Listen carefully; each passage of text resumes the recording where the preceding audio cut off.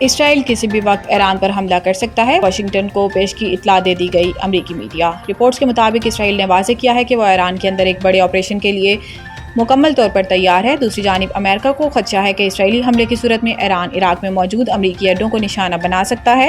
اسی تناظر میں امریکہ نے مشرق وسطیٰ میں موجود اپنے غیر سفارتی عملے اور فوجی اہلکاروں کے خاندانوں کو فوری طور پر وہاں سے نکلنے کی اجازت دے دی۔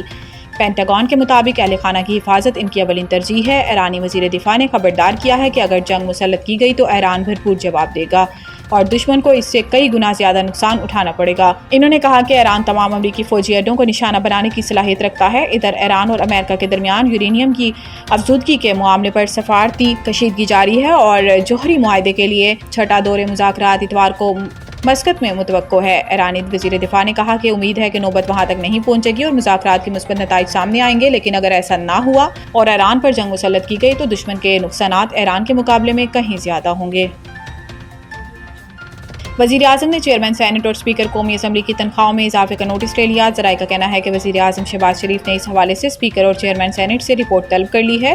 ذرائع کے مطابق وزیر اعظم رپورٹ کی روشنی میں اسپیکر قومی اسمبلی، ڈپٹی اسپیکر، چیئرمین اور ڈپٹی چیئرمین سینیٹ کی تنخواہوں میں اضافے پر فیصلہ کریں گے۔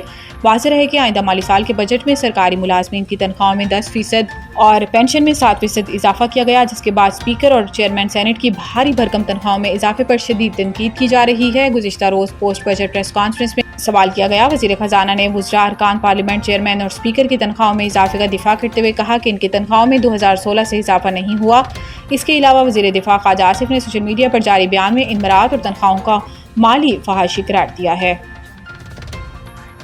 اسٹاک مارکیٹ نئی بلند ترین سطح پر پہنچ گیا، 1,26,000 کا سنگ میل عبور کر لیا۔ بدھ کے روز بھی پاکستان اسٹاک ایکسچینج میں کاروبار شاندار رہا اور کاروبار کے اختتام پر 100 انڈیکس 2328 پوائنٹس اضافے سے 12,04,352 کی ریکارڈ بلندی پر بند ہوا۔ جمعرات کے روز پاکستان اسٹاک ایکسچینج میں کاروبار کا مثبت آغاز ہوا۔ اسٹاک مارکیٹ میں سرمایہ کاروں کی بجٹ سے مثبت توقعات کے بعد مسلسل زبردست تیزی کا رجحان دیکھا جا رہا ہے۔ کاروبار کے آغاز پر 100 انڈیکس میں 1233 پوائنٹس کا اضافہ ہوا، جس کے بعد انڈیکس 1,25,585 کی سطح پر آ گیا۔ تاہم کاروبار کے دوران مزید تیزی دیکھنے میں آئی اور انڈیکس میں مجموعی طور پر 1,675 پوائنٹس کا اضافہ ہوا، جس سے انڈیکس 12,06,028 کی نئی بلند ترین سطح پر پہنچ گیا۔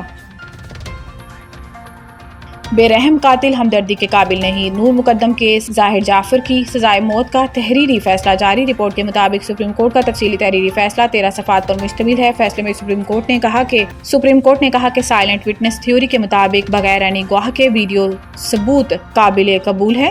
رپورٹ کے مطابق مستند فوٹیج خود اپنے حق میں ثبوت بن سکتی ہے۔ ریکارڈ شدہ ویڈیو یا تصاویر بطور شہادت پیش کی جا سکتی ہیں۔ سپریم کورٹ نے قرار دیا کہ قابل اعتماد نظام سے لی گئی فوٹیج خود بخود شہادت بن سکتی ہے۔ ایک بینک ڈکیتی کیس میں ویڈیو فوٹیج بغیر گواہ کے قبول کی گئی۔